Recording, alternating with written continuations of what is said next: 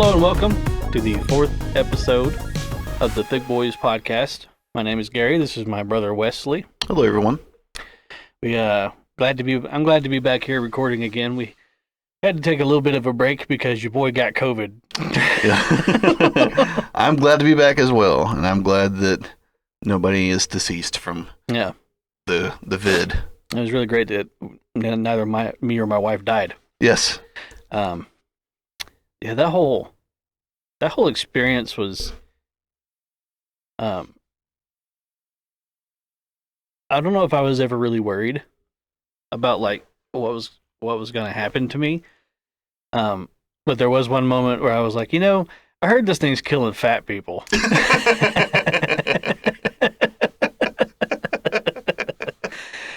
And I was like, oh no. Oh dear. I already meet one of the prerequisites here. You're like, oh no, I should have been running this entire time. I should have exercised at least once.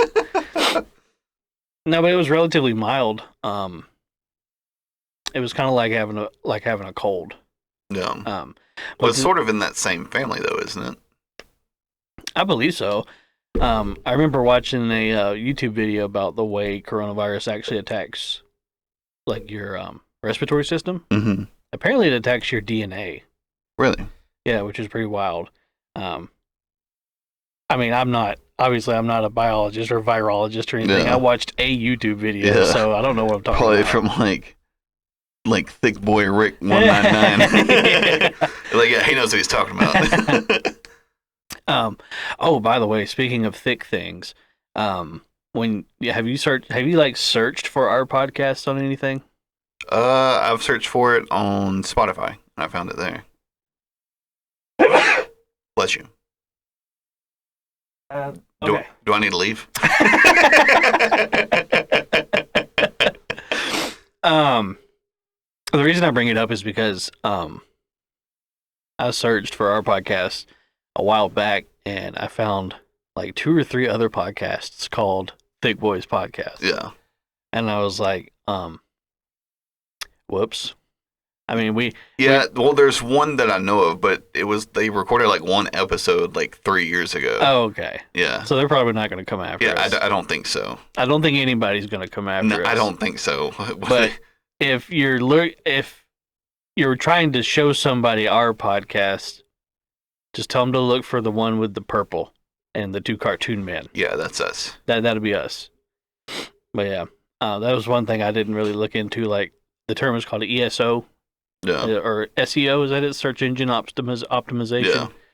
Like whenever tech startups or whatever want to create something, they try to come up with a name that when you Google it, it will be the only thing that the only result that comes up. Yeah. But nowadays, it's like everything's been done and everybody's come up with every idea. Yeah, unless people start coming up with like new slang words, like it's kind of hard to. Yeah. There's lots of new slang words all the time. I feel like I'm really like behind the times on the slang. Yeah, there was the one a couple of years ago that I didn't understand it for like almost a year. Yeah. I was like, oh my God, I'm getting so old. It was yeet. I didn't understand what yeet was.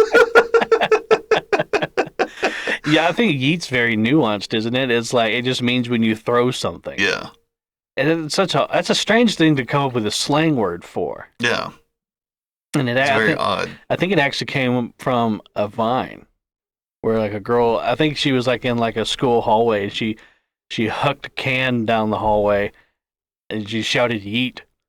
And that just is how that came about. Isn't it so odd, like the things that get picked up in society, like all the memes and stuff, how they'll go viral and like everybody knows what it is. Like you may not know the origin of it, but for a mass majority of people, they're going to understand. Like if you said that or showed them a meme or something like that, they'd be like, oh yeah, I've seen that before. I've seen some type of iteration of it. Right, yeah.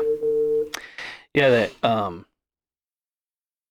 I'm getting these fucking political texts. The political shit has gone off the rails. Yeah, absolutely. Especially living here in Georgia, it's turned into a fucking nightmare. Yeah. It's like every time I turn around, I'm seeing some type of political ad for Ossoff or Warnock or Purdue or Loeffler. Did you see the flyer that was on our front porch? Mm-mm.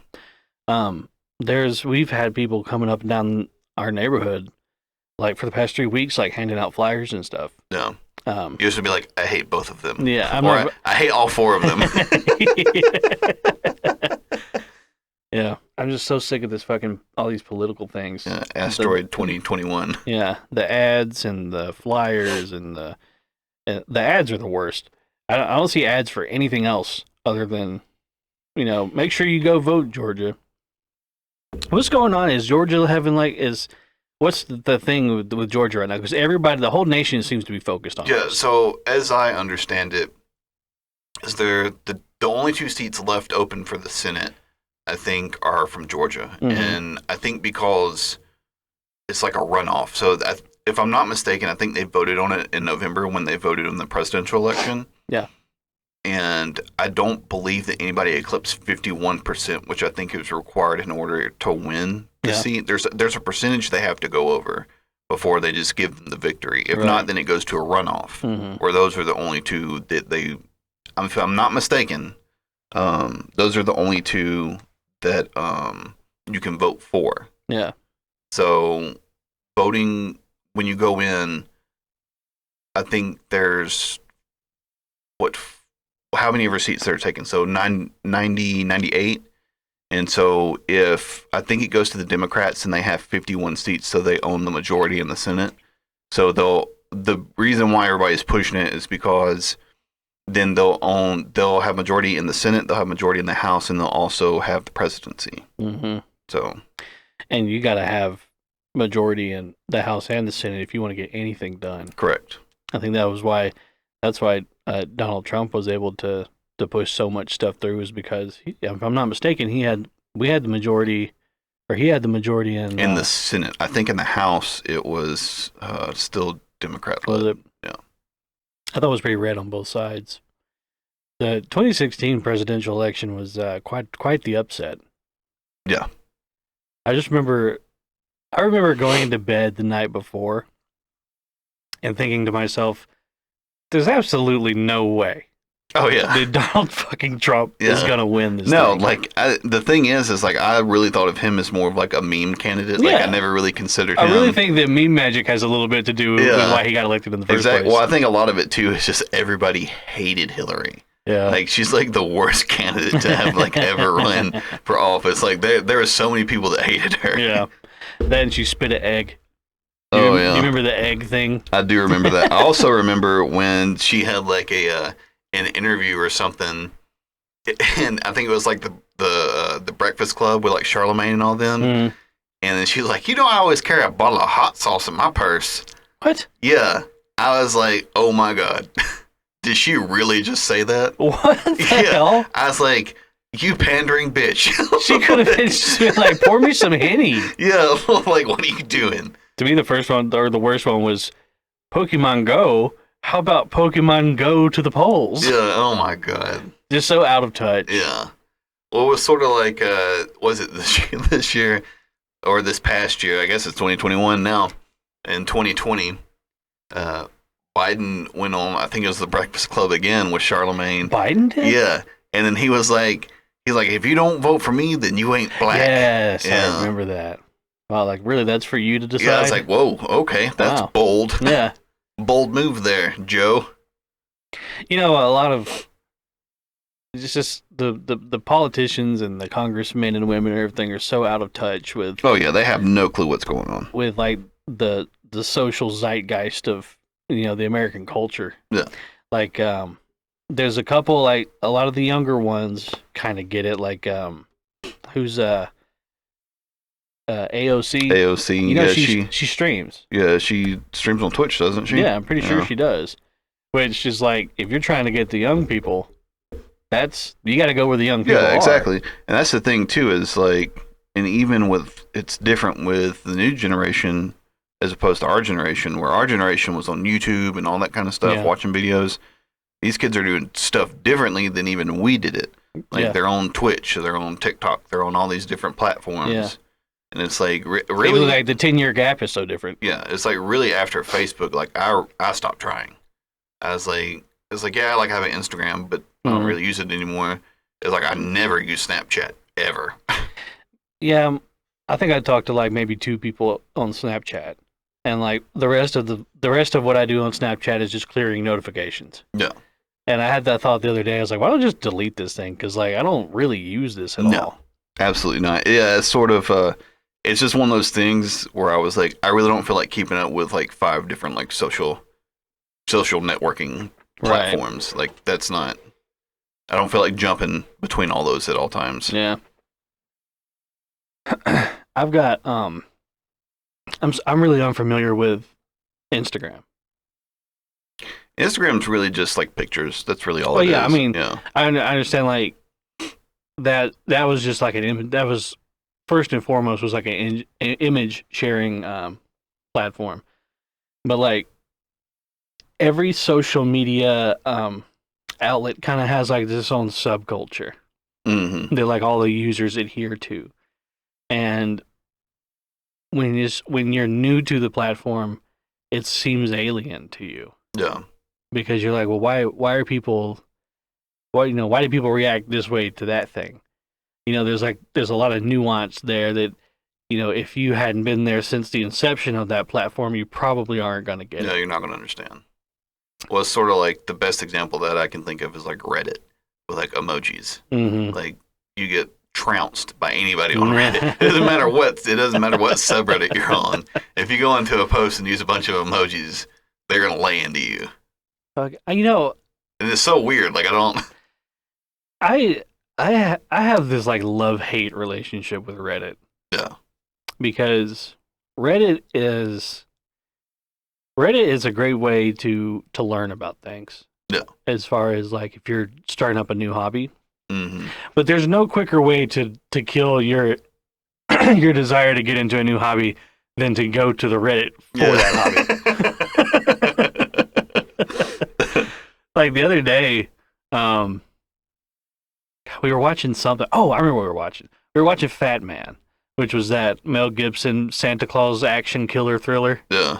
Um, which sounds like I just strung a bunch of words together, but that's exactly what that movie is. And in the movie, I can never remember the guy's name, but like the assassin guy, he goes into like a pet store, and she's like, she's like, you strike me as like a lizard guy. Like we have some chameleons if you want to, take a look at those. And I was like, oh man, I would love to have a chameleon. I was like, I wonder what being a chameleon owner is all about. Yeah. And so I went on the chameleon subreddit, and I was like, these people just fucking suck. They're so it's the pretentiousness. Yeah. There's a very thick, palatable or palpable air of pretentiousness on every single subreddit about anything. Yeah. And the worst ones are like the big subreddits like r/funny Yeah. or r/pics. Or like r/like political or something. Yeah, or politics or something. I don't go to that one. I avoid political subreddits at all costs. But yeah, it's just that unearned self-righteousness. Yeah, and isn't that funny though? Like how the different like social media sites have like their own. And it's sort of like what you're talking about earlier. Like they'll have like their own thing. Like with Reddit, it's very pretentious. Like pretty much anything that you go to, like somebody will automatically correct your spelling or you missed a comma. Yeah. And it has nothing to do with your post, and it's very pretentious.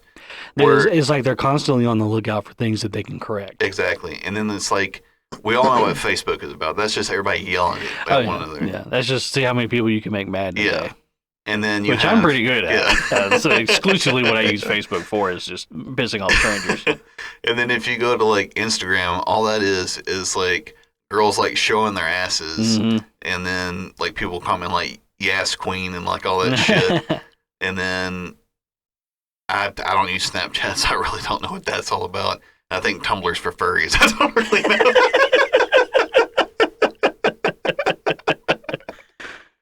There was a mass exodus from Tumblr not long ago. Because, really? Yeah, because they got rid of all the porn. Oh man! They decided they weren't going to host porn anymore. Yeah, but I imagine that'd probably drive some people away. Well, I think the thing was like they were slowly becoming just that. It was like you had people. It was mainly like drawn porn, or like animated porn. So you had it was like a lot of animators and artists, and that was where they would showcase all their stuff. And then, of course, wherever you put the porn, that's where the porn viewers are going to go. So I think they're like, we don't want to be a porn website. We were supposed to be like a blogging website. Yeah. So when they got rid of all that, everybody was like, well, there's no more porn here. What are you doing on the internet if you're not looking at porn?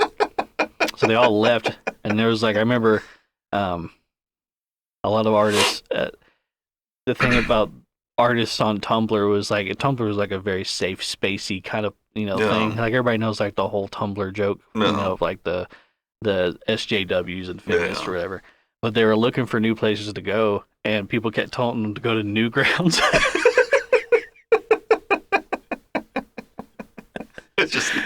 And let me tell you, if you have sensibilities, Newgrounds is not the place for you to go at all. Yeah.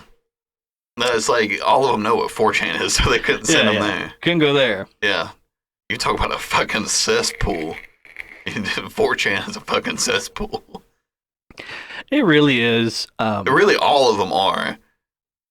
But some of the boards can be pretty fun. Yeah. Like if you catch them on a good night, if somebody came up with like a good premise for a thread. Yeah. Like once a month, maybe not even once a month, maybe like once every 3 months, I'll go on 4chan and like I'll go to like B, see what's going on with B, and it's just 400 like threads of why don't you kill yourself, white boy? Girls like black dicks better. And then you got people arguing about like Bitcoin versus Dogecoin, and just it's just a bunch of what it is the people who browse 4chan the most do it ironically.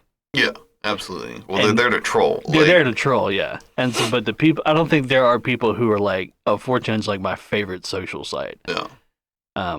Like unironically, you know what I mean? Like nobody's like out there with like a 4chan flag. Yeah. I'll go. But however, that being said, 4chan has pulled off some pretty incredible shit in the past. Oh yeah. Do you remember the Shia LaBeouf? I do remember. He will not divide us yeah. with the Who is it that had a big a thing on that? I think it was Internet Historian. Yeah. For those of you wondering, look up Internet Historian's video on "He Will Not Divide Us."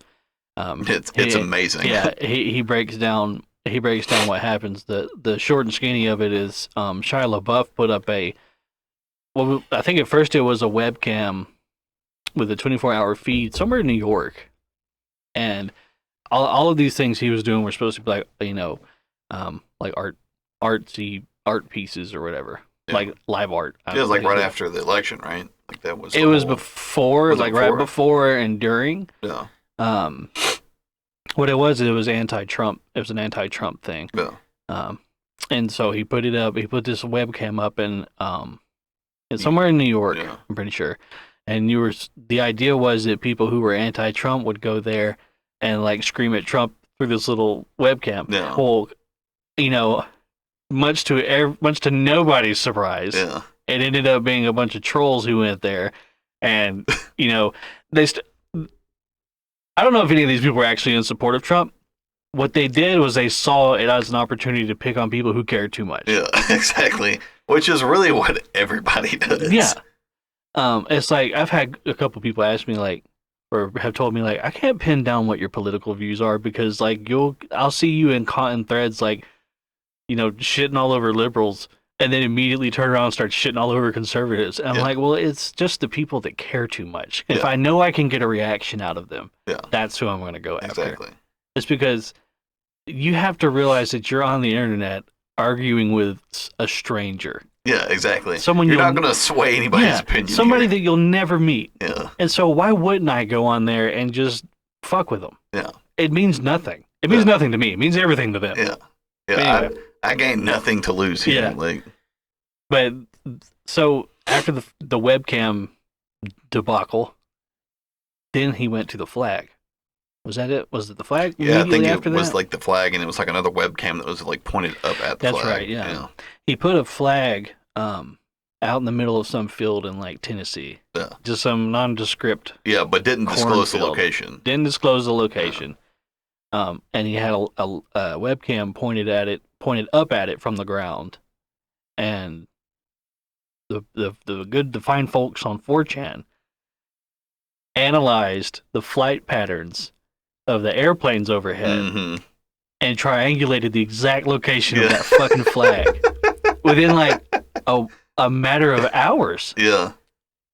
And so that is unfucking real. Yeah, and then they had somebody go out there, take it down, and then we'll put up a MAGA hat or something like that. It was a MAGA flag or like a Kyrgyzstan flag. I can't remember. So then after that, he put the flag up somewhere else, and they somehow figured it out again. Yeah, it was like inside of a house. That was the last one. Yeah. That one was particularly incredible because it was literally just a live feed of a wall with the "He Will Not Divide Us" flag on the wall. Yeah. And they figured out where it was by measuring the amount of light in the room with what time of day it was. Yeah. And they ended up finding it. It was like way up north somewhere. Yeah, and they had like people that would like walk by the house and like, right? Yeah. Yeah, and then what was it? It was like there at the end, they sent them like 200 pizzas or something like that. Oh, did they? Yeah. I remember that. Like, hey, we still know where you are. Yeah.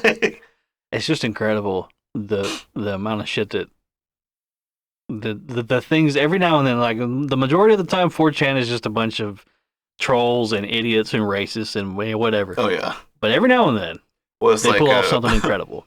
What was it? The one where they Mountain Dew was asking for the new flavor of Mountain Dew. they wanted to they held a contest to name the new flavor of Mountain Dew. Yeah, and so essentially, I think it was like 4chan got on there, and 4chan held like its own poll to find out what they were gonna like flood it with. And, they had like a pre-poll. Yeah, pre-poll, and then everybody decided on the name. Hitler did nothing wrong. And they fucking won. And they won. And they just took it down. They just took the whole contest down. Yeah. And then what was the? They did something else. It was like with Pitbull or something like that. Or what was that? The Walmart concert or something like that. It was a Walmart in Alaska. Yeah, and it was like the most northern Walmart in America. Yeah. It was like out in the middle of nowhere. And he went and did the concert. Yeah, it was a town with a population of like 1,000. Yeah. And to his credit, he went and did the concert. He went and did the concert. And everyone had a great time. Yeah. And then they did the Taylor Swift too. They made her go play at a school for deaf kids. What was the other one? Oh, there was one where they were going to send Justin Bieber to like North Korea. Yeah. That was a good one. Who's that basketball player that was real good friends with? Oh, Dennis Rodman. Dennis Rodman. What's the deal with that? How did he even become? How do you become friends with a dictator? They didn't go. I watched an ESPN documentary on him and kind of how he came to be. They didn't really go. If I'm not mistaken, they didn't really go into like his whole relationship he had with like North Korea and everything. But it kind of gives you an idea of like who he is, because he's a very interesting character. Who, Dennis Rodman or Dennis Kim Rodman. Jong-un? Dennis Rodman. I don't know if you would remember this. You might be a little bit too young, but he was the one that like dressed up like in a wedding dress and shit and was like in downtown New York. Oh, so he's just like a... Yeah, he's legitimate. He's crazy. He's just a wacky guy. Yeah, he's just a wacky guy. Was he a good basketball player? He could not shoot worth a shit, but he could rebound. And he played defense. So that's essentially what they used him for. I don't understand the logistics of how he became good friends with... what avenues did he take? I think because he somehow or another, Kim Jong said that he liked basketball, and Dennis just went over there. How did he see him say that or hear him say that? He didn't tweet it? He didn't, you know? It's not like they have Twitter over there. Yeah. I don't know. I guess you heard it through the grapevine. At the real Kim Jong-un. I don't know. That's so weird. Speaking of funny things in basketball, I watched a video the other day about Malice in the Palace. Oh, yeah. With Ron Artest. Mm-hmm. For those of you who don't know, I don't remember exactly what started it, but Ron Artest, somebody shoved Ron Artest. And What? they had been working with Ron to kind of help him with his anger problem. Yeah. And so everybody, Ron got shoved, and then Ron turned around, and then everybody kind of, rushes on the court, whatever, it was a big thing. And Ron Artest goes and he lays down on the judge's table. Yeah. And he's just trying to lay there, and it was a strange choice to lay down on the judge's table. Yeah. But to his credit, he was just laying there, he was trying to cool down. Yeah. And then he gets hit in the face with a cup. It still had some beer in it, too. Like, it came from the stands.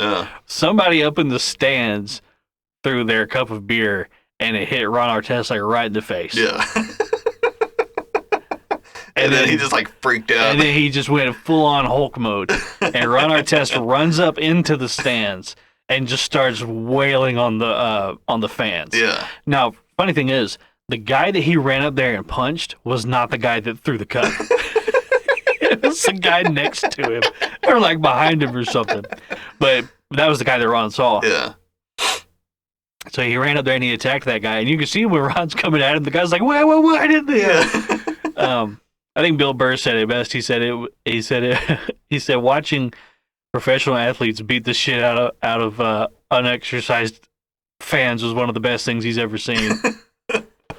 Because it was just a bunch of average people in the stands trying to enjoy the game. And you got the one drunk guy behind you is being belligerent. Yeah, who got everybody's ass kicked. Yeah.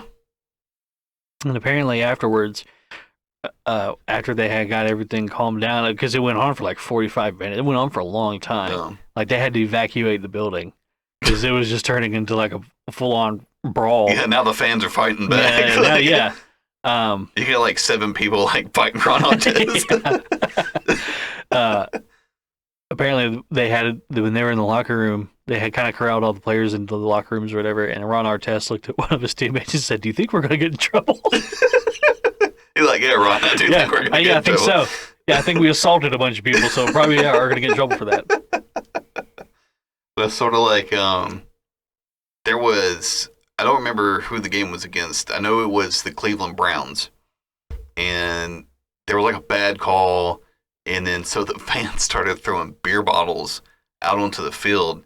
And one of the refs got cracked in the head. Oh, shit. It was bleeding everywhere. And they just kept throwing beer bottles. All the players were running through the tunnel with their helmets on, trying to get into locker rooms. Because there was only I think they said the clock ran out or something like that. Yeah. And then it was a bad call. Anyhow, so all the players would run back to the locker room, and the NFL called them, and they were like, "Hey, you got to go back out there and finish the game." And there's 1 second left on the clock. What? Yeah.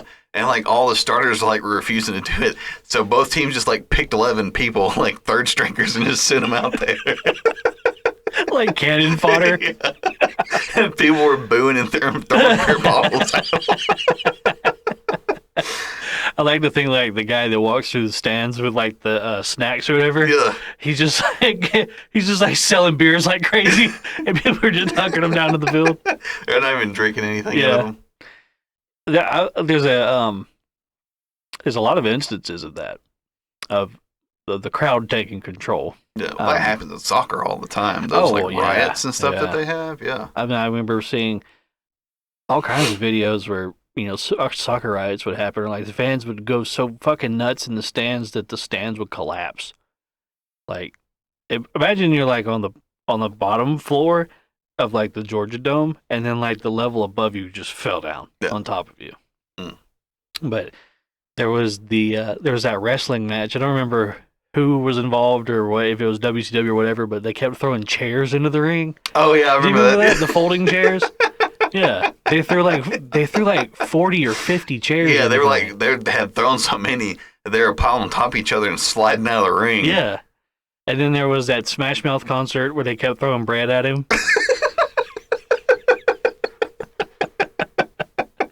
There was the Green Day concert where they were throwing mud on stage. Yeah, do you remember that? I do remember that. What's the guy's name? Billy Armstrong. Yeah, he got super pissed. Yeah, he doesn't take anything very well. No, he doesn't. He's very sensitive, man. Yeah. He started he threw his guitar down and started throwing mud back at the. Yeah. The whole show stopped, and it was just Green Day and the audience throwing mud at each other. It's do you not see like the ridiculousness of this. So, like, you're throwing mud at fans. Like, what are you doing? I like to think that the fans were like, "This is an incredible Yeah. experience. I'm loving every single second of this." And Billy Armstrong is just like absolutely livid, hating every second. Like he's putting a lot of hate into each mud clod that he throws. It's just crazy. It's just like, how about like you just stop for a second, and just like the absurdity of what Yeah, you're doing. assess the situation here, Billy. He threw a big tantrum at some award show. Yeah, he's done that a couple times where he's thrown a big tantrum. I think they did. I think they gave like Justin Bieber like a better slot than him, if I remember correctly, and he freaked out about it, Yeah. like during the show. And I was like, "Well, dude, it's not the '90s anymore, No. or the early 2000s, or whatever, whenever the fuck you're from. Like No.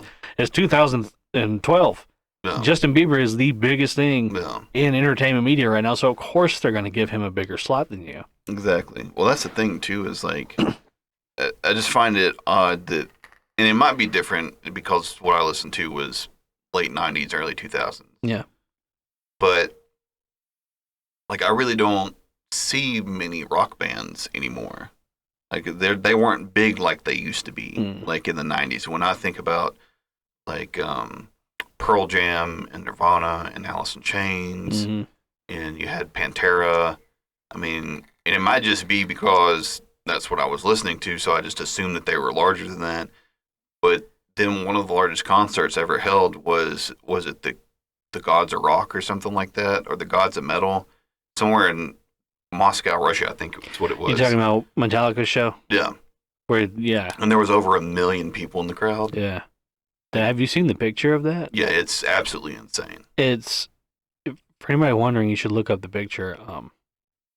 It's from the stage, and it's a picture of the crowd, and it's literally all you can see is people, and they're like so many people that they're like they're like over the horizon. Yeah. Like that. Okay, You first of all, almost can can't you imagine fathom. being in the middle of that crowd Yeah. and like, I need to get out of here? Yeah. You know what I mean? Like, it's almost like if you were to stay on that stage, I don't think it would hit you. Like how many people that is. You know what I mean? Yeah. Like you kind of know, but Well, like when you think it about looks like from the stage, literally all you can see is just a sea of people. Like there's no trees or anything in frame. It's just all people. yeah, what I mean, it's like you have an idea of what 10 people look like. You have an idea of like what 1,000 people look like. Mm-hmm. But if somebody was just to be like, here's 1 million people and just put them right in front of you, like your brain couldn't comprehend. At most, you would just be like, that's a lot of people. Yeah, that's just a lot of people. It's like you would have the same reaction if they put 30,000 people in front of you. Exactly. Well, it's like even then though, it's like you see like football stadiums and stuff like that. You're like, oh, that's 100,000 people. Mm-hmm. Like I have an idea of what that looks like. Yeah. But to see 1 million people in one place at one time, Yeah. like it'd be like, whoa. It's. I could imagine what that was like from Metallica's perspective, playing to all those people. No. Because, that was the thing about rock bands that got big, is every single one of them had very humble beginnings. Yeah. Ozzy, Pantera, all those guys. They just started out as a rock band usually does. Just a couple of guys got together, they could kind of play some music, and things took off. Whereas nowadays it's like It's manufactured. Yeah, there's so many agents and producers and stuff that scout out talent and put them on this fast track to where Metallica was after 20 years of effort. Well, And these children get there in 2 weeks. And of course it fucks with them. yeah, of course it does. Like Because you haven't been through any of the hardships. You just know the good times. So when it ends, which it eventually does, for all of them, it's very hard for them. yeah, it's just over. It's a flash in the pan. It wasn't a life. Everything that Metallica did, that was their whole life, and they worked hard for it. And of course, not everybody's a Metallica fan. Whatever, no big deal. But they played to 1 million people in Moscow, so obviously somebody likes them. But the point is, they take these kids and they put them on the express lane to this stardom, and within a year or 2 years, they're having these big breakdowns. Because the moment that they start to backslide a little bit, they can't handle it. Yeah. Because they thought, a year ago, where I was a year ago to where I am now, this is the natural rate of progression. When it's not. You went from the floor to the ceiling immediately, and the only place left to go is down. Yeah. That happens a lot with child actors. Mm-hmm. Yeah, very few of them are actually able to navigate that. Yeah. Especially Disney stars. Yes. A lot of those kids who are famous Disney child actors ended up having lots of problems later on in life. What was that show? Corey in the House? That was a big Disney one. Yeah. He ended up having some big problems, I'm pretty sure. I mean, I don't know that for a fact. So please don't get me for libel or slander or whatever. I'm just saying I'm pretty sure that that's the case. Yeah, no hard feelings against Corey. Yeah. But... Yeah, hey Corey, if you're listening. The little girl from the Grinch, the live action Grinch with Jim Carrey. Mm-hmm. She's in a band now, the Pretty Reckless. Yeah, they had a big song in the early 2010, 2011. They've got one that's playing on the radio now. It's called like Down Below or something like that. Yeah. Or maybe it's Heaven Knows. I think it's Heaven Knows. Yeah, that one. Very good song. She's got like a Joan Jett kind of vibe. Mm-hmm. No, she sounds really good. She does. When somebody told me that's who that was, I was like, get the fuck out of here. Mm-hmm. That's not who that is. Yeah. I went and looked, I was like, yeah that's absolutely her. Very, very talented. But if I remember correctly, her parents like stole like all her money from her from the Grinch. Really? Now, granted, she was a child actor, but she was a main actor. Yeah. So she probably got paid, a pretty decent amount of money. Yeah. You got Frankie Muniz from Malcolm in the Middle. He's got a really sad story though. He really does. Was it a seizure? Did he have seizures? Is that what it was? Yes, something like that. And it's seizures, and he has memory loss. Like he doesn't remember Malcolm in the Middle like at all. Yeah. Yeah, see, he had something that happened, some kind of neurological problem that caused him to lose his memory. Yeah, it was almost like he was getting like concussions all the time. Yeah. Bryan Cranston, who played the father on Malcolm in the Middle. For anybody who's not good with names, that's Walter White from Breaking Bad. He keeps in contact with Frankie Muniz, and he stays in touch with him. And that's so it's such a strange thing to think about, because I'm 28, or am I 29? How old are you? 31. So you'll be turning 29 this year. Yeah. So I just gotta stop keeping track of that shit. No. I remember I'm like 2.5 years older than you are. So. But the point I'm trying to make is, it's been a slow burn to get where I am now.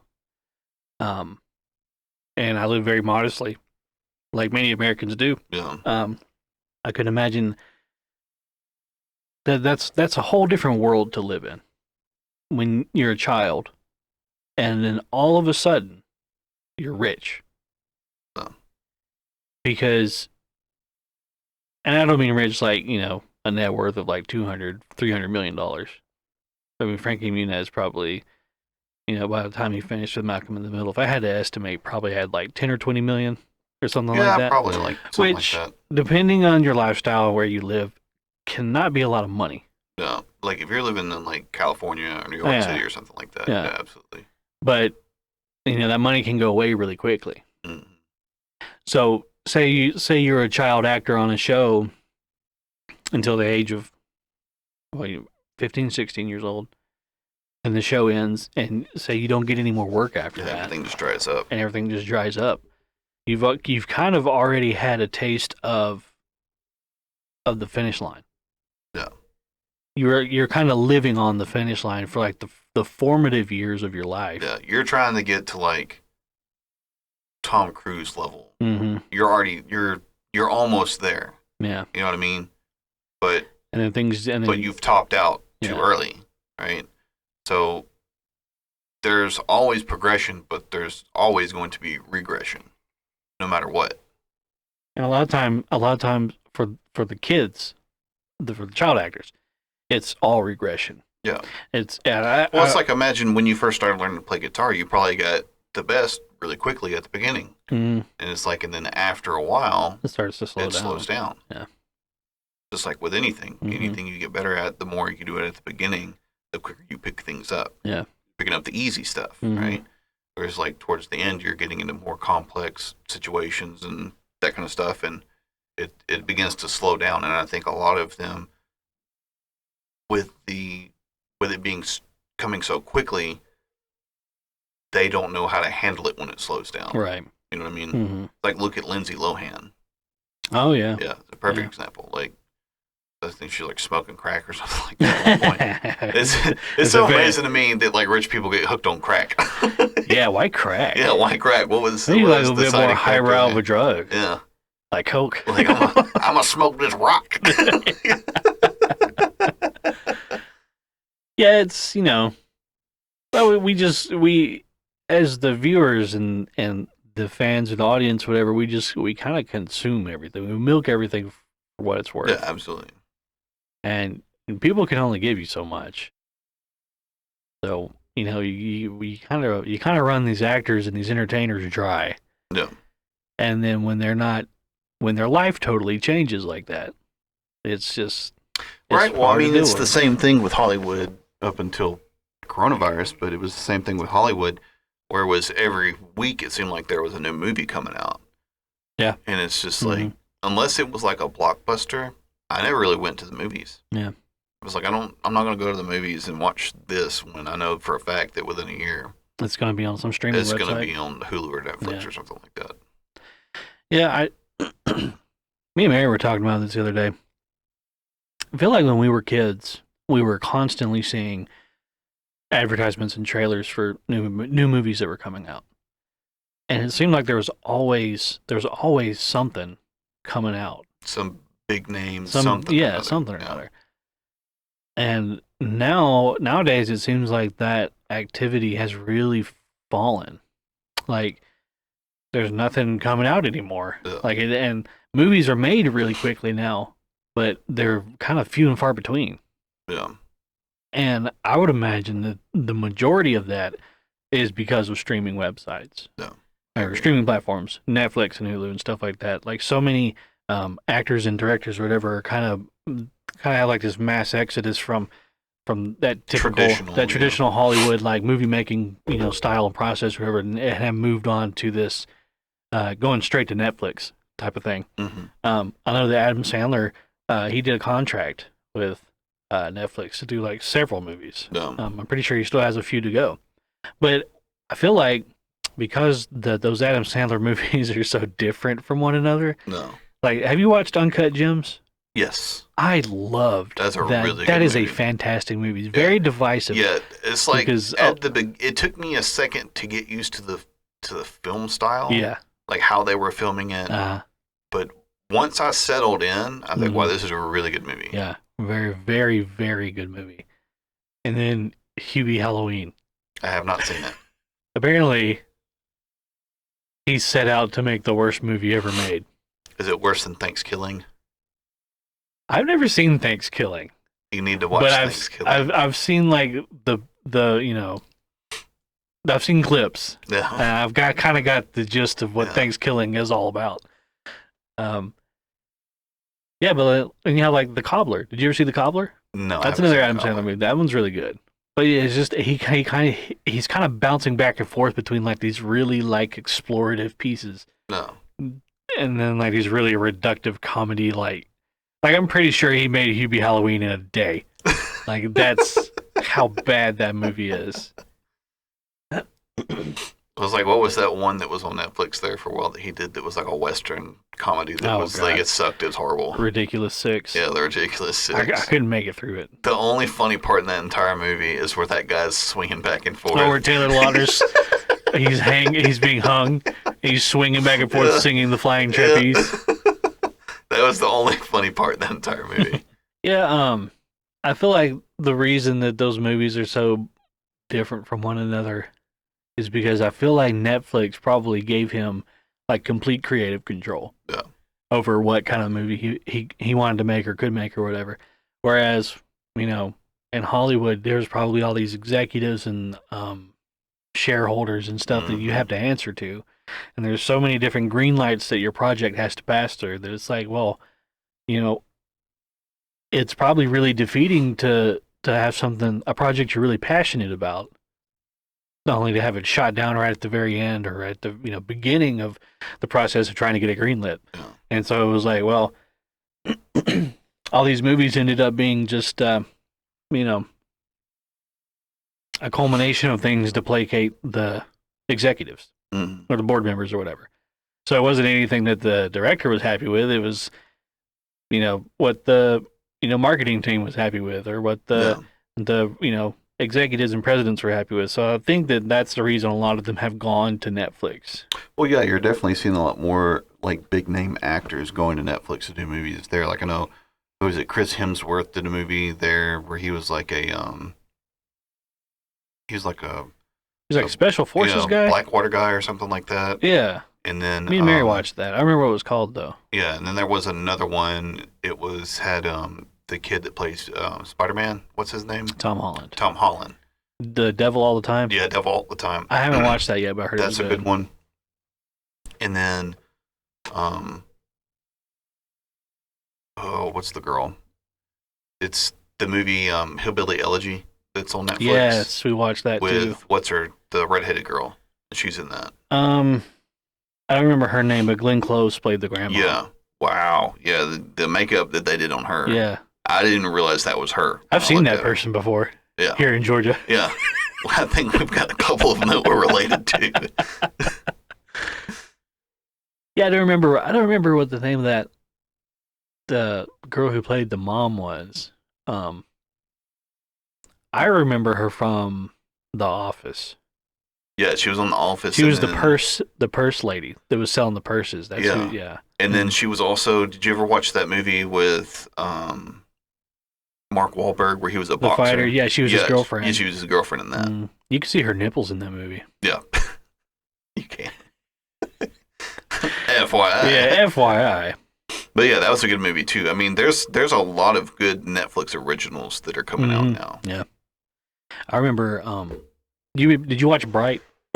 Yes, that was really the first big one that they did. Yeah, that was really good. And I remember, again, that was a very divisive movie. A lot of people hated that movie. A lot of people loved it. I personally loved it. Yeah, I thought it was good. Me and Mary both thought it was incredible. I like the premise of the movie, like the fairy tale creatures in like the modern day. Mm-hmm. And those two worlds kind of collided. It was a really cool premise, and they worked it together really, really well. But I remember it caused such a huge upset between, Hollywood and the audience, because all these Hollywood people and the critics hated that movie, and the audience loved it. It had like the audience rating on Rotten Tomatoes, whatever, was like extremely high, and like the critic rating was like all the way low. Mm-hmm. And that showed that there was such a disconnect. A disconnect between what the audience likes and what the critics like. Yeah. Or what the critics, I don't want to say what the critics think the audience would like, but there's a huge disconnect between those two areas. And when that happened, I think that's when people started saying, oh, I can make stuff that people like now. Yeah. If I go to Netflix, start making movies for them. Yeah. I tell you what I would like to see is independent animation studios. Yes. Because I like Pixar movies, but the last one that I remember actually liking, Incredibles 2 was pretty good, but probably Monsters University.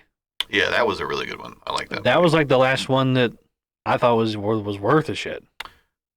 Cars sucks. Toy Story 4 was pretty good, but Toy Story 4 on a technological level is amazing. Is fucking incredible. Have you seen? There's like some YouTube videos that break down some of the stuff that they did, and I was like, wow, like, are you fucking serious? Yeah. The thing that comes to mind for me is the cat in the antique store. Mm-hmm. Do you remember what the dog looked like in the first the first Toy Story movie? Yeah. Well, they were talking about too, like some of like the shots that they did, where they try to make it when you're looking at the the shot, they want to make it look like you're looking at something. So when I'm looking at you, I'm focused on you, but I can still see the stuff in the background, but it's blurred because that's not where my focus is at. Yeah. And that's the same way that they animated most of those shots in that movie. Yeah.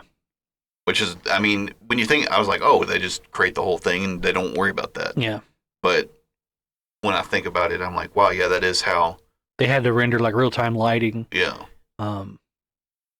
They had to bring in like a team of like engineers to like program the cameras for that movie, like to work within the render.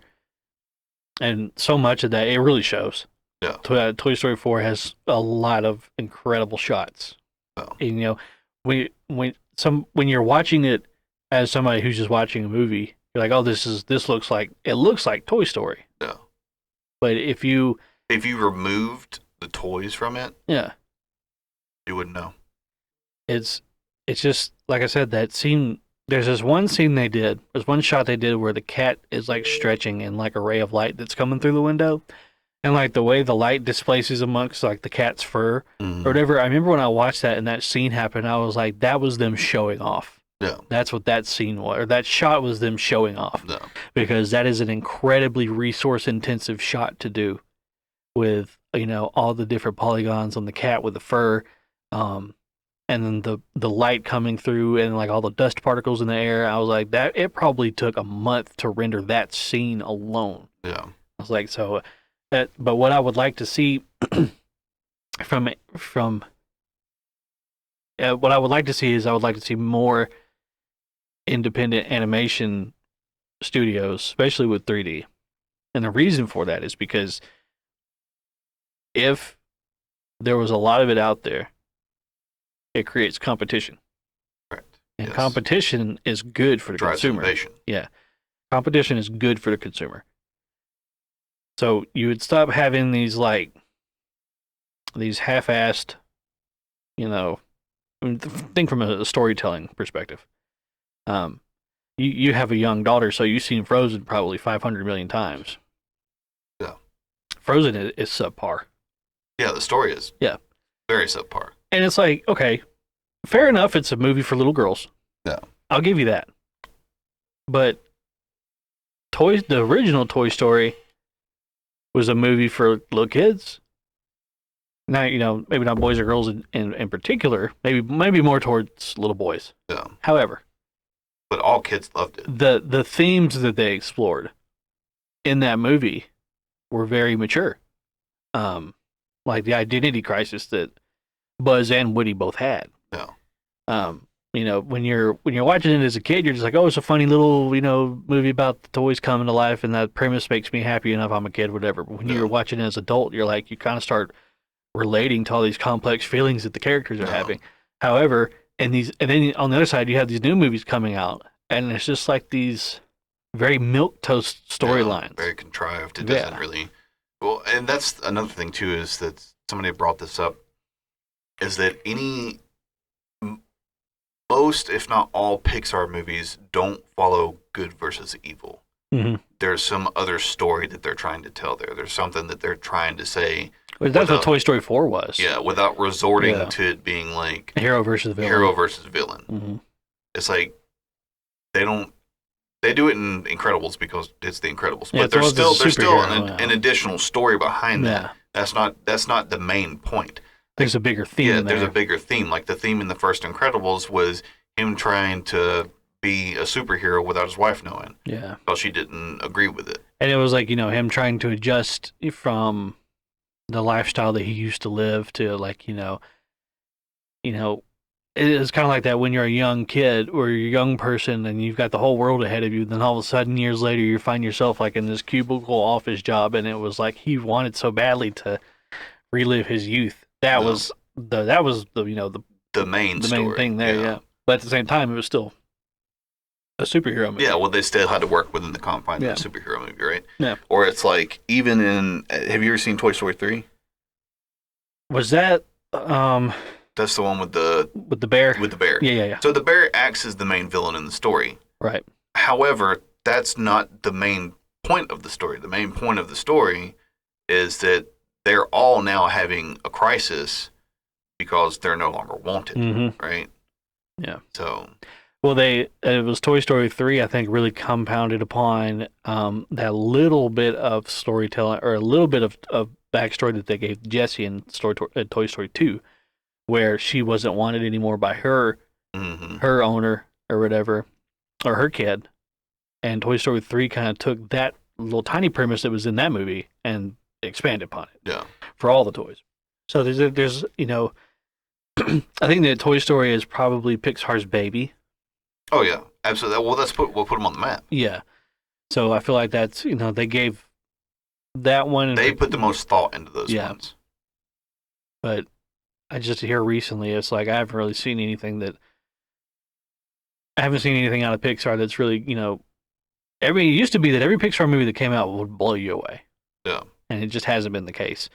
Yeah, I mean, they've all been good. Like, they're not all. I'm sorry, I was about to say they're not. They're all, or not any of them are terrible. Cars, any of the Cars movies. Yeah, I'm not a fan of those. Cars Are all movies, terrible. Yeah. And I'll tell you exactly why I hate them so much is because they break their own rules so many times. Yeah. And that's like, to me, that's like the biggest storytelling faux pas of all is when you break your own rules. But have you seen WALL-E? I actually like WALL-E. I like WALL-E too. Yeah. WALL-E was another one that at the time was Pixar showing off their technological capabilities. Yeah. I mean, even if you think about it now, if somebody was to release WALL-E now, you would still think, wow. Like some of the shots that they had in there. Yeah. And they released that back in 2008. Mm-hmm. Like, and a lot of WALL-E is very understated. There's no dialogue until like the third act of that movie, which is incredible. Yeah. When you think about it, because prior to that, they were just getting your attention with what they were able to do with the animation and the set pieces. There was another one that I wanted to talk about. Well, this is not a Pixar movie and it's not 3D, but DreamWorks, The Prince of Egypt. yes. That is an amazing movie. And if you can, I know that not everybody listening to this is a Christian, whatever. But if you can kind of pull away from the religious aspect of that movie and look at it for what it is, a lot of that movie is really, really. A lot of that was the effort that DreamWorks put into that movie really shows, with the storytelling and the animation and the music. God, the music. George Zimmerman. Is that his name, George Zimmerman? No, George Zimmerman was the guy that got in trouble for shooting that kid. Oh shit! That's like George Zimmerman. Like, what are you talking about? Hans Zimmer. Hans Zimmer. George Holy Zimmerman. shit! I'm sorry. George Zimmerman. Anyway, Hans Zimmer did the soundtrack for that movie. Yeah. And every single one of those songs is a fucking bop, dude. I mean, they're all bangers. But I had watched it recently, and there was something that kind of stood out to me. The villain in that movie, obviously the villain was Ramses. Yeah. But he wasn't a villain like I'm evil. It was like he was a very human and flawed individual, and it was just it was his pride, and that got me thinking, like, those are the villains that I really appreciate. Yeah. The villains that aren't just evil for evil's sake. They're either misguided or they believe a false truth, which are all things that regular people do. Yeah. That makes for a good villain. That's something that you can relate to. Instead of somebody saying, "I'm the Dark Lord and I'm evil and I just exactly. Evil for evil's sake." Tropes. Yeah. That's boring. It's sort of like that's why I like Shrek so much growing up. Is because they poked fun at that, like Lord Farquaad. Yeah. Like he was just a douche, just for being a douche. Mm-hmm. And they put it out there like, hey, like we're gonna spoon feed you the villain. Yeah. And we're gonna make fun of it the whole time. Yeah. So It worked though. it did work. You know that DreamWorks was working on Shrek and The Prince of Egypt at the same time. Really? Yeah, they were in production at the same time. And they would send people from the Prince of Egypt team to work on Shrek as a punishment. And they thought that the Prince of Egypt was going to be like their champion. Yeah. When it ended up being Shrek. Yeah. I don't think they expected Shrek I don't think they did either. to be as, profound as it was. Yeah. Because a lot of the stuff in Shrek is really on the nose. Yeah. You know what I mean? But it's a fun movie. Yeah. And I feel like it really shows that they didn't take it too seriously. Yeah, and I think who is the guy that directed Shrek? What, got fired from Disney or something like that, or they let him go? So essentially, he just like wrote that movie to like make fun of Disney. To like shit on Disney, yeah. Like the entire time. Which I mean, it really shows. It really shows in the work. It really does. Did you ever see Shrek 2? Yes. Shrek 2. So Shrek 1, 2, and 3. They didn't go the way that sequel movies usually do. Mm-hmm. Where you have like the first one's good, the second one is shit, and then the third one is either okay or it's awful. The third in Shrek, the first movie was great. The second movie is fantastic. Yeah. Because they kind of compounded upon all the things that made the first one so good, and then the third movie is just rancid dog shit. Yeah. The third one's really bad. Isn't there a fourth one? Is there a fourth I think one? there's a fourth one. I think there's a fourth Shrek. Oh, where he goes back in time. Is that it? I haven't seen it, but I know there's something that goes back in time. It's something like that. He gets sent back in time by a wrinkled foreskin. Rumpelstiltskin. I haven't seen the fourth one, so I can't tell you. I don't know. But yeah, so I would like the whole point of bringing that up is I would like to see more independent animation. Yeah, it would be nice to have more competition, and then be able to produce better movies. Yeah. You ever seen Rango? I really like Rango. I fucking we love watched Rango the other day. Rango's incredible. Yeah. From the animation in that. I remember I was watching it and I was like, holy shit, this movie came out in like 2013. And I was like, and so many of these shots are like by today's standards are impressive. Still very impressive. Yeah. However, there's a lot of things in Rango where it kind of breaks its own rules again. Yeah. But, like I remember there's one shot specifically where Rango becomes the sheriff. And he comes, like, walking out, and he's wearing furs. Mm-hmm. And it was like, why would these animals be wearing furs? Yeah. You know what I mean? And then, that like, doesn't make a whole lot of sense. Yeah. And there was a scene where he was, like, hiding a glass bottle out in the desert. Mm-hmm. But then the animals had little glass bottles for themselves. No. I was like, who's making these? Yeah. But at the same time, it's a chameleon who becomes the sheriff of a Wild West town, so I can't really lend too much realism you to have it. to really kind of accept it for what it is. Yeah. No, yeah, Rango's a really good one, and that's interesting too because that was from Disney's animation studio, or not Disney, Nickelodeon's animation studio. Really? I didn't know that. Wow. Which I mean, Nickelodeon always misses every time they miss. Like, very seldomly does Nickelodeon get a hold of an idea and it's a good one. You mean like movie-wise? Yeah, movie-wise. Yeah, like TV shows and stuff, they're fine. Yeah, I was going to say they knock it out of the park almost every time. Yeah, with a TV but show. like with movies, they just can't seem to get it. I don't know. When I can't really think of any Nickelodeon movies. What other than that, and like the Rugrats movies. The Rugrats movies, yeah. But I mean, that was just them an extension of the Rugrats show. Yeah, It was essentially what it was. Yeah, it was just a long episode. Yeah, it's just a long episode. Yeah, I can't really think of any. Oh, Good Burger. Yeah, Good There Burger. was a Good Burger movie. Yeah, but still, With even Keenan and still, Kel. like the Good Burger movie wasn't. It was okay. It was just an extension of that It was skit. just an extension of the skit. Yeah. Right. Do you remember all that? Yes, I do remember all that. I hated all that because I watched it when I was a kid, Yeah.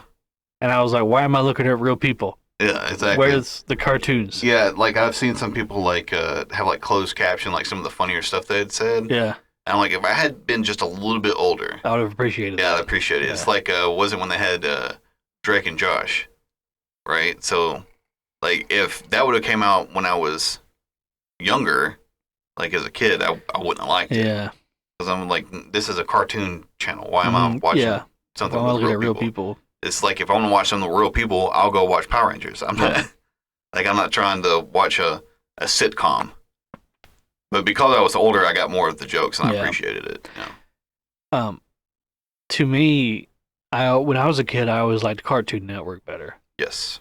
The Cartoon Network in its heyday, like we had Oh, like they just had killers all over the yeah, place. you had Foster's Home for Imaginary Friends, Codename Kids Next Door, Johnny Bravo. Johnny Bravo, You had Dexter's Lab. Dexter's Lab. You had Powerpuff Girls. Yeah, it was just You had Billy and Mandy. they were knocking it out of the You had park. Cow and Chicken. Yeah, every single slot was just a great show. You had Ed and Eddie.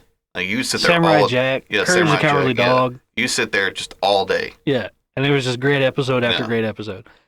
And then they got Andrew WK on there to do they switched over to live action stuff. To this day, I don't know why the fuck they did that. It ruined them. It did. And then all the cartoons that we liked as kids are on fucking Boomerang now. Yeah, I know. That's why the other day I was flipping through like on the live channels and I saw like Boomerang. I was like, oh, I didn't know we had that. And like I looked and they had Johnny Bravo in there. I was like, what the fuck? You're like, no.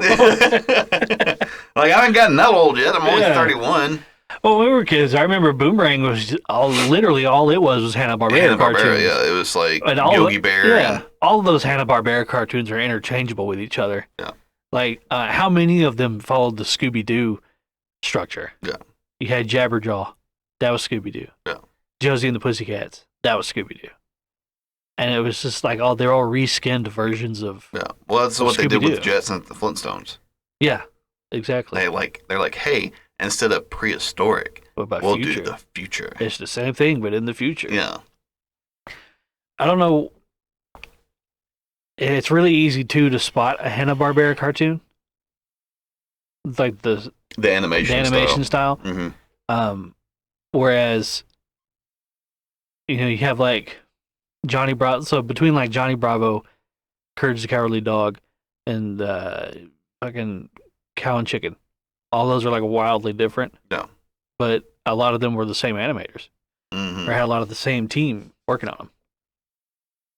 I just never cared for Hanna-Barbera as a kid. Yeah, and I think, and it might have been that those were popular during the time because that was really the only option. You know what I mean? It's like it was still new. Like cartoons, like on the TV, was still a new thing. Yeah, it was still like the spectacle of it, Yeah. of there being a cartoon on TV. Yeah, Because prior to that, it was like you had to go to Yeah. a movie theater to see a yeah, cartoon. or you had to look at them in like panel view, like in the paper or something. Yeah. Like that. Yeah, I remember. I can remember when like Powerpuff Girls first came out. That was when Gendy Tartakovsky entered the scene Mhm. with that and Samurai Jack. Yep. And it seemed like every single cartoon that came out, like each sequential new cartoon, they had like their own brand new style, right? Yeah, I So, mean, like- there's still some stuff like you can look at it and you're like, oh, I see it. Like, Yeah. You can see the inspiration yeah, correct. between cartoons back then. Those back then when we were kids, but now you have like all these CalArts cartoons, like just the ones that I know of, like Steven Universe, Gravity Falls, Adventure Time, Regular Show. They all look exactly the same to me. Yeah. What's sort of like, what is the new Teen Titans or whatever it is? Oh my god, what a travesty! Yeah. I mean, really, really and truly, Yeah. because The original was, the original was Wow. great. It was so good. They explored so many cool ideas and themes and premises. And it's such a shame that it never got any closure. yeah. I mean, I know they did the whole thing where, like, was it Raven's dad was basically Satan, Yeah, something like that. and he came and destroyed the world, but they, somehow Deus Ex Machina their way out of that, which is fine. Whatever. At the end of the day, it's a kid's show. Yeah. But they never had any closure, and I don't know who Teen Titans Go was for. But obviously somebody was watching it because it had a movie that came out Had a recently. movie? Yeah, it had a Really? movie. And at the end, well, I'm pretty sure at the end of the movie, I haven't watched it, but I remember hearing like at the end of the movie they made contact with like the old Teen Titans Oh. show, and they had this whole where they kind of shit on themselves. They're like, "Whoa, like they're so cool and we suck," It's just like, yeah. Yeah, but all, like the cartoons nowadays are just kind of indistinguishable from one another, especially on Cartoon Network. Not that I even watch cartoons I anymore. don't really know what's But on there. I see them on the internet. Yeah. You know, I'm like, oh, this is what the kids have nowadays. It's like, Yeah. this sucks. But maybe it's just because I'm an old fucking idiot. You know what I mean? Exactly. I don't know what's going on. It's like probably the same people who watch like Scooby Doo. Mhm. Like, what's this Powerpuff Girls shit? Yeah, that was Ed and Eddie. Ed and Eddie was great. Amazing. Amazing. And you know, on the other side, you got Nickelodeon had like SpongeBob, Mm-hmm. which I always liked SpongeBob. You had like SpongeBob, Fairly Odd Parents. Oh, what's that guy's name? Oh my God, it's not Dan Harmon. That's the guy from Rick and Morty. Because he's the same guy that did Dexter's Lab, right? No, Dexter's Lab was Gendy Tartakovsky. Oh, was it? Butch Hartman. Yes. It was correct. Butch Hartman. Nickelodeon had Butch Hartman on there, and he did Fairly Odd Parents Mhm. and several other shows. But it was kind of like that Hanna-Barbera thing, where they could really only do the one style. Yep. And that it gets stale when you have two cartoons that look exactly the same. So, it's like you're just watching this. It feels Especially like, if one's better than the other, yeah, because then all it does is make you want to watch the other one. yeah. Well, even before that, you had like Hey Arnold, you had Rugrats, you had like Doug, but that was all like the early '90s. Yeah. Right. That was really before people started really before we started watching Cartoon Network a lot. And those are all like cell animated too, Yeah. with like, you know, hand painted colors and stuff like that. Mm-hmm. It is interesting to see like the evolution of animation as it goes along. Do you remember the early 3D cartoons? Yeah, what was Jimmy Neutron? Yeah, Jimmy Neutron. Those and then- characters are hard to look at. Yeah, and then there was one that came on like Toonami or something like that. It was like the main guy was like Megabyte or something like that. Megabyte. Yeah, it was like they like lived in like a animated computer graphics world or something like that.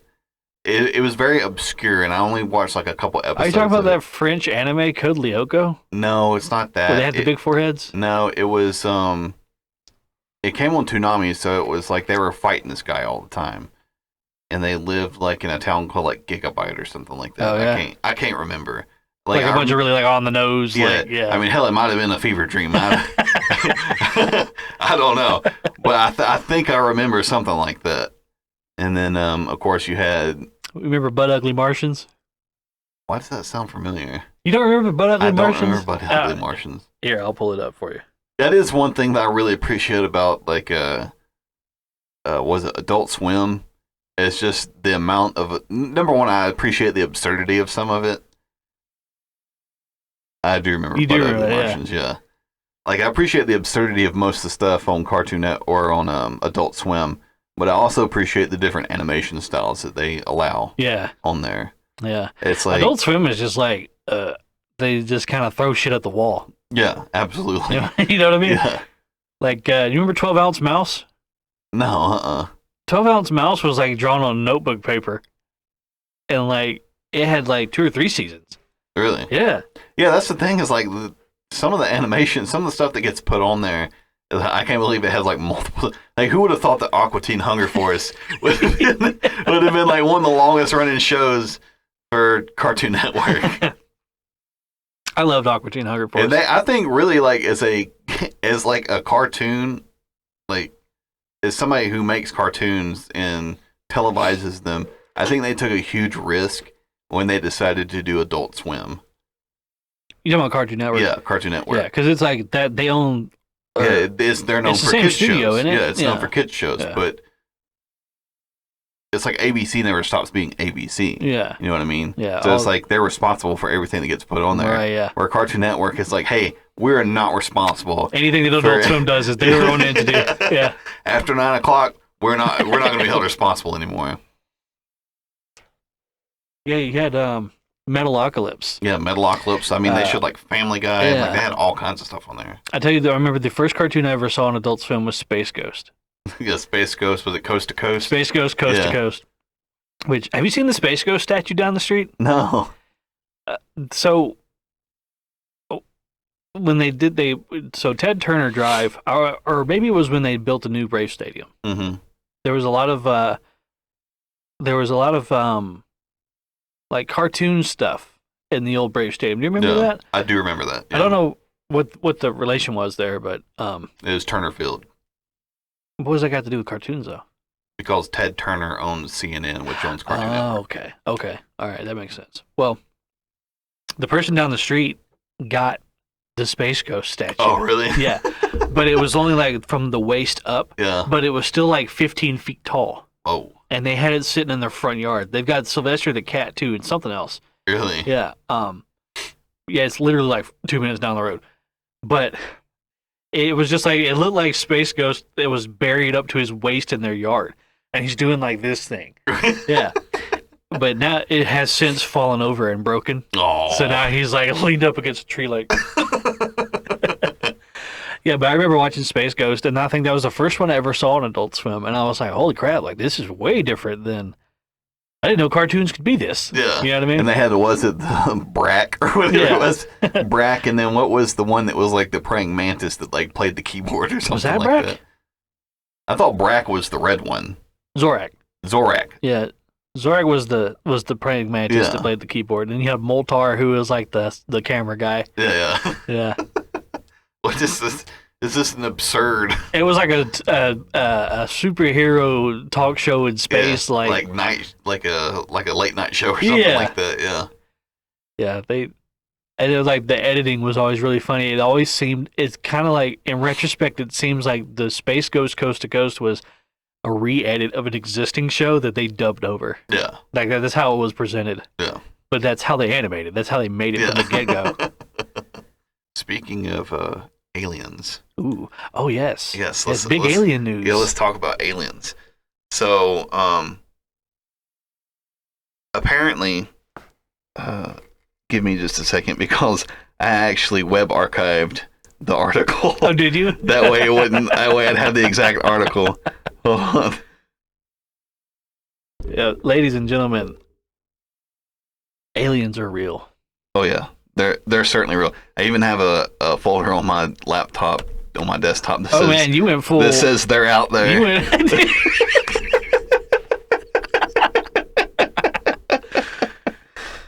And so, I didn't really find too much as far as like stuff that would just agree with my position that aliens are real and that we were to come in contact with them.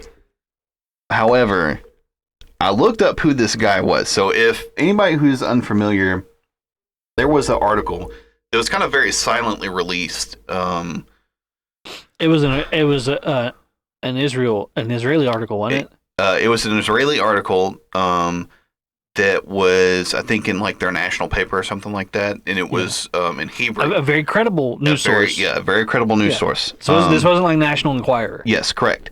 And so I saw somebody had posted this on Facebook, but it was from a website that I didn't know. So I looked it up. Uh-huh. I went to Google and I Googled it, and there was an NBC article. NBC that covered it.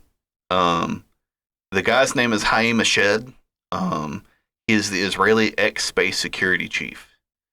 And he says that so aliens... not just some nobody. Yeah, not some nobody. This is a guy. Yes, he says that aliens exist, and they're called the Galactic Federation, and we have been in touch with them. Mm-hmm. Donald Trump knows about them. And Donald Trump knows about it. Donald Trump has spoken to them, hasn't he? Was that the thing? Yeah. So he's spoken to them. So, so what I did is I went and I couldn't really find anything about some of the stuff that he was saying. However, I did find out who this guy was. So this guy worked as the Israeli security chief. He used to. He is also co-founder and on the board of a private space exploration group. Well, like a SpaceX type thing? Yes, correct. It's Israeli. He's a member of the advisory board. Let's see. He was born in 1933, and he headed the directorate of the Ministry of Defense in charge of Israeli security space program. He grew up in Tel Aviv and served in the IDF, and was released as lieutenant general He also, I think he teaches at the Asher Institute for Space Research and Technology, and in 1981 was appointed the first director of space. He was the space security chief, essentially. Yeah. He also, I think, he received his doctorate from NYU, maybe. Really? So he's highly intelligent. Yeah. This isn't just. There's not some wacko in his Yeah. basement with like a tinfoil hat. Yeah, this isn't somebody from down the road that claims that they've been anally probed Yeah. and were abducted by aliens. This is a legitimate professor, somebody who served as the security chief for a very advanced country. Mm-hmm. And for him to just come out and say this, Yeah. is absolutely absurd. It's big. It's massive, Yeah. and it's amazing to me that this is not. Nobody's talking about this. Yeah. Like, this isn't the talk of everyone right now. Well, from what we gathered was the Galactic Federation, the aliens, told that guy or Trump, if this is to be believed, which I believe it. I believe it simply because of how the credible sources that have talked about it. They said that we were not ready. The people Yes. of Earth were not ready to know about them, and to please keep them a secret. A secret. And since me and Wesley are sitting here talking about it, Yeah, sorry about that, aliens. obviously they didn't keep it a secret. They immediately went and told everybody. They're like, Jesus, nobody down there can keep a secret. You can't keep your damn mouth shut. Well, there was another thing in that article that was like American forces and the Galactic Federation have been conducting experiments in an underground base on Mars. On Mars's moon. One of Mars's moons. Which there's actually, if you get on and look, like online, there's actually a strange structure that you can see. Some people have taken pictures of it on the moon's surface. The Mars's moon, not our moon. Was the thing about it was like it had like right angles and stuff like that. Like it wasn't like a natural. Yeah, they're like, formation. this doesn't make any sense. Yeah. Which, like natural erosion wouldn't cause it. Yeah, I'm not saying that that's what that is. However, it could be. It could be. I find it interesting that like this came out and there was a very small, like 300-word article on NBC that kind of addressed this. Yeah. I'm like, no, this is massive. This is huge. Yeah, exactly. And not only to mention that, but there's also a guy that served as Canada's space security chief or somebody like that. Somebody that was in like national defense. And he's been saying this since like 2008. What, about the Galactic Federation? Or just he's like, they've already been here. He's like, they are here. Oh shit, really? Yeah, he was like, and I'd have to find the article because I didn't save it. But he seemed like a crackpot. Mm-hmm. And then like this came out and everybody's like, oh, maybe there's some substance to this. Yeah, well, I mean, it's the same thing with like Bob Lazar. Bob Lazar, right? Mm-hmm. So I just think that it's interesting that that nobody's really talking about it. Yeah, that nobody's brought it up. That nobody's doing a follow up with this guy. I kind of wanted to take a look at the name of this thing, Galactic Federation, and what that means. So, does galactic mean our galaxy? Or does it mean galactic as in multiple galaxies? Yeah. Because or the known universe. Well, because if it's just confined to our galaxy. So you have this, let's say the Galactic Federation, there's a Galactic Federation that is just within the Milky Way. And then you have a Galactic Federation that spans the Andromeda galaxy and the Milky Way galaxy and whatever neighboring galaxies there are. The technological leap between traversing one galaxy and traversing multiple is exponential. Yeah. There's such a huge difference between those two things. So I wonder, to what degree is the Galactic Federation expanded? Is it multiple galaxies? Is it just this one? Either way, it's incredible. Did it originate in ours, or is it from another one? Yeah, that we haven't. The Galactic Federation hasn't been able to reach to another galaxy yet. Or the word Federation. could it be that there are multiple species involved already, and they have a governing body? According to that guy, like that Canadian defense minister, whoever it was, he stated 80. 80 different species. 80 different species. Wow. And that only 2 of them that he said may or may not be hostile. Well, really? Yeah. Hostile to... Just... okay, hostile... He didn't really expand upon that. Because like a bear is hostile, but North Korea is also hostile, but in different ways. You know what I mean? Like, yeah. Yeah, he didn't really... He didn't go into it too much. He was like, he said they could or could not be hostile. Yeah. Which, I mean, it's like, are they hostile just to us because they know that they could take all of our resources? Or is it they're hostile with everybody and everybody just thinks they're pricks? Well, think about this, too. If a species is capable of going to other planets, other galaxies, solar systems, whatever, they don't need the resources of an inhabited planet. No. They could get the resources from anywhere else. So if they were going after an inhabited planet, that was on purpose. Yeah. So I would like to believe that any species that has become spacefaring is advanced enough to have a sense of morality. Yeah. You know what I mean? I feel like, I feel like that we as humans wouldn't do that. Or we would at least have some kind of hang up about just attacking a sentient species for their resources. Oh. I like to believe. Yeah, I would like to believe that. that as well. But we do it to each other here, so maybe not. Yeah.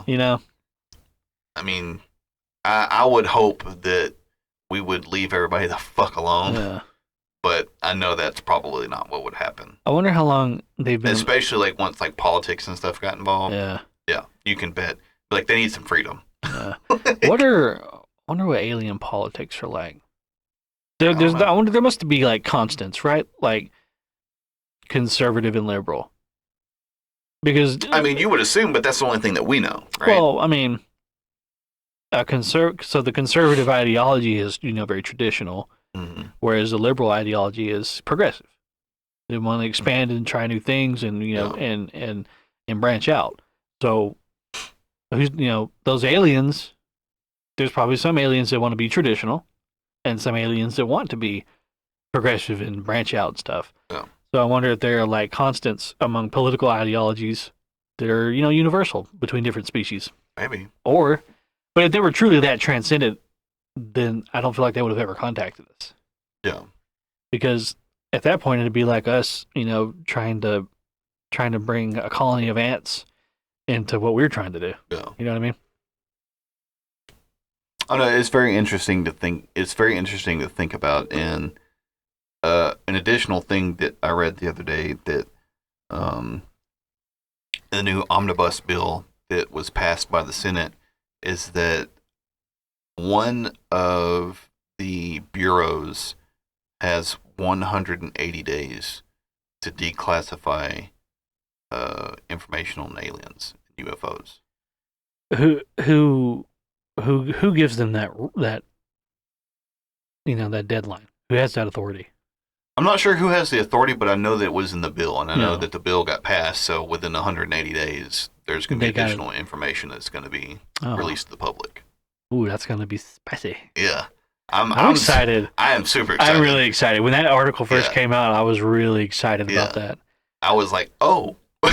I also love... Like, that really, like, it shifted my perspective so much. Like, I kind of always thought... Yeah, but now there's, like, some really good evidence. I was like, I always thought, I was like, they've probably been here. Well, I know for a fact that we're not the only ones out there. Like, but they've probably been here before. Yeah. And then that dude said that, and I was like, oh, they're definitely here. Yeah. I was like, they have certainly been here. It's like, there's not a doubt in my mind anymore. I think it's hilarious that the Galactic Federation thinks we're a bunch of bumpkins. Yeah. I think that's the funniest fucking thing in the world. Because humans are very full of themselves. Yeah, very, very pretentious. Yeah, very pretentious. Yeah, on the Galactic Federation's Reddit page, they just talk shit about humans. They're like these idiots down there are fighting over race. Idiots. Well, I mean, think about think about the advancements that a society has to make to become spacefaring. Yeah. Not just technologically, but sociologically, ideologically. There's a lot of things that were probably, sacrificed in order for the society to get to that point. And I would imagine that a lot of those things that were sacrificed are things that we still hold on to here. Yeah, absolutely. Well, I mean, you think about from the beginning of mankind, when you're talking about, even when you're talking about some of our earliest scholars and everything, you're talking about Plato's and Aristotle and all that kind of stuff. It's like they kind of understood that space was a thing. Yeah. But they had no clue. They knew about extraterrestrial bodies and planets and things like that. But they didn't have an understanding of really what any of that was. Yeah. Right? Yeah. So you have to get to the point as a species where you even know that space is a thing. Yeah. Before you can start even thinking about going up there. Well, the thing that the point I was trying to make was like, anytime that there's new scientific evidence that's brought to the public, there's a lot of pushback from religious groups, typically. So I mean, imagine it was a Galileo that said that the Earth revolves around the sun and not the other way around. How much shit did he get for that? Oh yeah, they wanted to kill that guy. Yeah, and that was just saying that the sun went or the Earth went around the sun. That's all that was. So the level of scientific knowledge that is, to the level of scientific knowledge that spacefaring is. I wonder if, the amount of backlash scales with that. Yeah. You know what I mean? So when we get to the point where we are able to travel to different planets, how much pushback is that going to get from, the non-interested groups? No. Well, especially too when you think about trying to go to Mars. I mean, when we were kids, like they were like, "Oh yeah, someday they'll send somebody to Mars." I'm like, "Yeah, probably within like 1,000 years." Yeah. But like looking at SpaceX now, I'm like, I might see that in my lifetime. Mm-hmm. Yeah. Like I'll probably be old, mm-hmm. but there's a very good chance that I will see the first person that we know of step onto Mars. Right. Like that's an absurd thought to have. Like we put somebody on another planet. Yeah.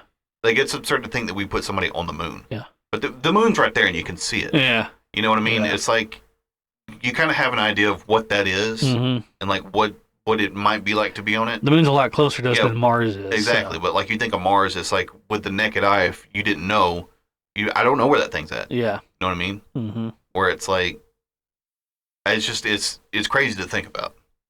I never thought, there was never a part of me that thought I would ever see aliens. No. Extraterrestrial life. There was never a part of me that thought I would see that. I kind of assumed that before I died, I would see humans on Mars. But it's really exciting now to think that there's this whole, galactic federation out there that has been to different planets. Has been to our planet. Has possibly, I don't understand the scope of it yet, but it may have been to other galaxies. So within however many years, let's say 20 years from now, I might go to another planet in 20 years. If this thing really is what I'm thinking it is. And if humans can get to a point where we're able to amicably, work with these other species or, we haven't even figured out how to work with each other. Yeah.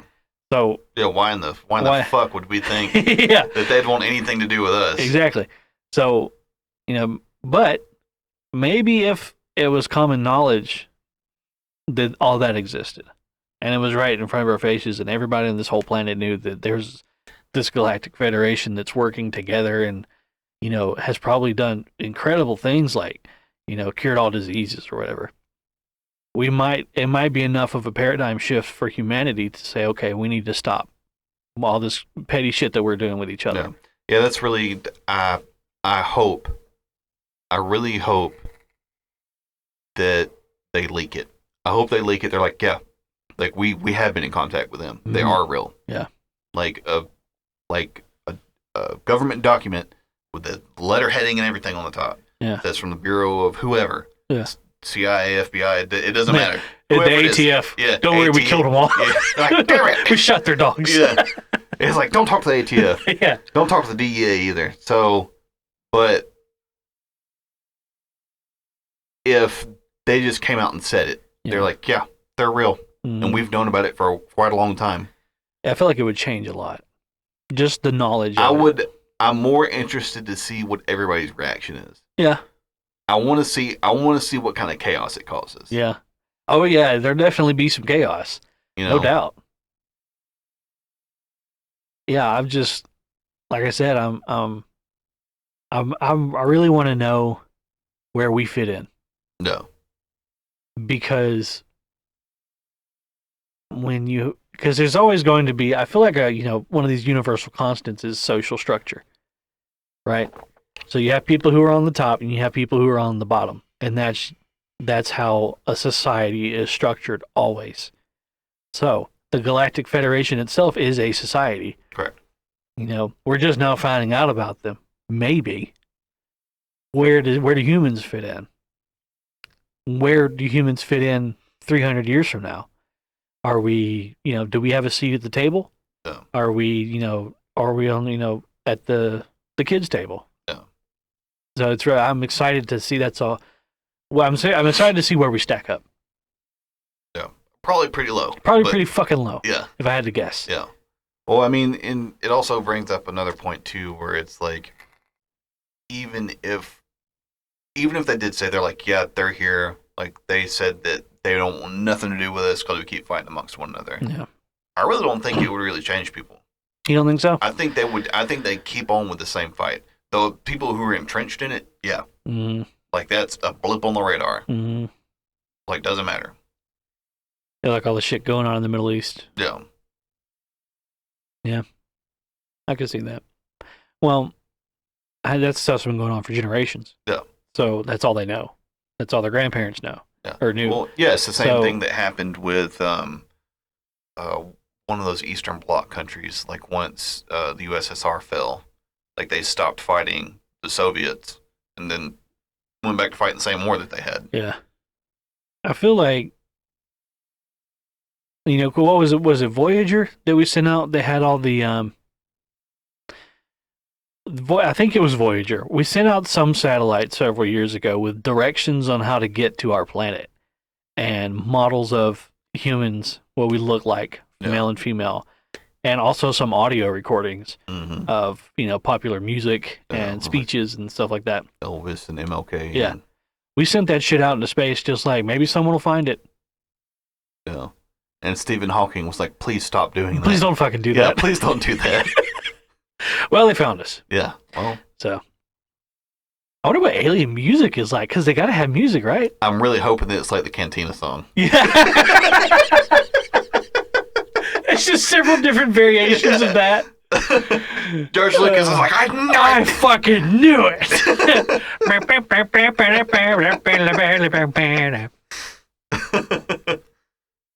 Yeah, wouldn't that be crazy if like some of the stuff that George Lucas said, like he was so spot on with it? Yeah. You imagine like actually seeing a Jedi, like the laser sword. Wow, called it. Yeah, alien music, alien. They got to have entertainment, right? No. What's their shit like? You know what I mean? What if it's like way better than anything we've ever done? Yeah, we're like, what the hell are we doing down here? Why even bother? Yeah. They got all this. They got this. They got music that you can just drink. They probably have like crazy shit. Yeah. That's the thing too, is like alien porn. When you think about, and it's maybe they've progressed to a point where they don't have to have genders anymore. Like they can grow another, whatever their species is. Well, like just like mitosis into a new. Yeah, like they can just form. grow it in a test tube and. Yeah. Voila, you have another one. Well, I mean, we can kind of do that. No. With stem cells and stuff. But like, if you think about, even like the smartest people on the planet still have sexual urges and sexual drives and that kind of stuff. Yeah. But that gets in the way of innovation. Yeah. And that kind of stuff. Where it's like, if they are spacefaring and they've gotten to a point where it's like, they're like, oh, we don't have to do this anymore because it's not necessary. Yeah. You know what I mean? And it's just, Do you think you would evolve out of that? That's the thing. I don't know. Would you? Right? If you don't have to do that anymore and you just kind of stop doing it. Well, the ultimate goal of life is reproduction. Yeah. And reproduction is done through sexual intercourse. Yeah. That's true for all living things. Well, except for, cells and, plants and stuff like that. Well, even the plants technically have sex with pollen and stuff like that. It's just how they do it. I mean, they're not fucking each other, but that's that's how trees and grass and stuff works. Fucking springtime, you got tree cum all over. Yeah, tree cum everywhere. I feel like, I don't know. That's a strange thing. I think a sexual tendencies is the same as hunger. But as we know it. Well, yeah, that's true. As we know it, like we only really know what's going on here. Yeah. But after, 50 generations of, reproduction being done through fucking test tube. Yeah. Maybe sexual urges go away. I don't know. I don't know. I can't tell. Well, I would imagine if they're spacefaring, that could also be, they probably do some type of gene therapy that would make it to where you wouldn't need to do that anymore. Yeah. You know what I mean? Well, it's the same thing that goes on in some like the meat industries where they breed out certain diseases. Yeah. Whereas they selectively breed cattle and chickens and all that, pigs and all that other kind of shit. Mm-hmm. Where it's like, oh, that disease doesn't affect this breed anymore. Well, we did the same thing with fucking bananas and tomatoes and shit. You ever seen a non-GMO banana? Yeah. Like what a banana looked like before humans got involved? It was like 2% banana meat, and the rest of it was seeds and rind. Seeds, yeah. The same thing with like watermelon. Like there was like nothing in a watermelon. Mm-hmm. Yeah. So if they figured out, if they got past the moral aspect of it and started doing that to themselves, and started, I guess it would have had to have been selective breeding, right? Yeah. You would breed the strongest, most healthy members with the other strongest, most healthy members. But for humans to do that, there's a lot of morality you have to get past. Yeah. Like monogamous relationships. Mm-hmm. How do you tell somebody they're not allowed to fuck? No. You know what I mean? So, or not allowed to have children. Yeah, there's a lot of things that they would have had to have given up on. Well, giving up on might be the wrong word. Sacrificed in order to get to the point that they are at. Yeah, and that's the thing too, is when you start looking at what did they sacrifice to get to where they are, and why would they be willing to do that to another species in order to advance that species? Yeah, that's true. You know what I mean? Like so their sense of morality is probably different. Exactly. So like when you think about, like, yes, like as far as a single lifetime is concerned, reproduction is the main focus. Yeah.